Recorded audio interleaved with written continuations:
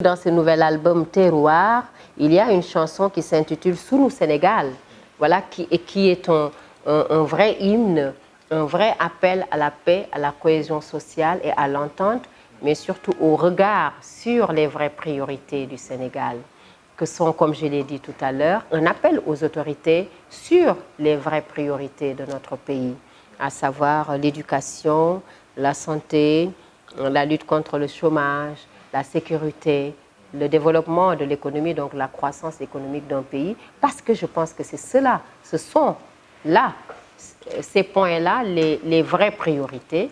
Et donc, c'est consciente de, comment dirais-je, des étapes que nous allons traverser, ou en tout cas des échéances dont nous nous approchons au Sénégal, que j'ai voulu, sur cet album-là, créer, composer une chanson qui est un appel à la sérénité, un appel à la réflexion, à cet essentiel-là, à ces points essentiels.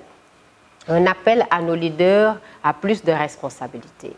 Parce que croyez-moi, je dois vous avouer que le Sénégal, ces dernières années, a beaucoup changé. C'est normal, me diriez-vous, parce qu'il y a quelques années de cela, il n'y avait pas au Sénégal autant de sites internet, autant de chaînes de radio, autant de chaînes de télévision, Facebook, Twitter, WhatsApp, tout ça n'avait pas gagné autant de terrain dans notre environnement mondial de manière générale, donc pour dire sénégalais, puisque nous parlons du Sénégal. Et je pense que les gens, les populations n'étaient pas carrément préparés à tous ces médiums, tous ces réseaux sociaux-là. Et il faut savoir qu'aujourd'hui, d'après mon constat, je peux me tromper, les gens qui utilisent ces réseaux-là ne sont pas toujours instruits. WhatsApp, Facebook, tout ça, ce ne sont pas des gens toujours instruits. Parce que généralement, tous les scandales qui se passent sur WhatsApp, sur Facebook, tout ça, proviennent de gens illettrés. Ce qui nous amène à des dérives, à des agressions, à tout ce qu'on voit à travers le net. Et ce qui amène aussi nos leaders à ne pas prendre conscience de leur vrai rôle. Et moi, je pense que l'important, c'est de se dire le Sénégal et le drapeau. Nous devons respecter le drapeau du Sénégal.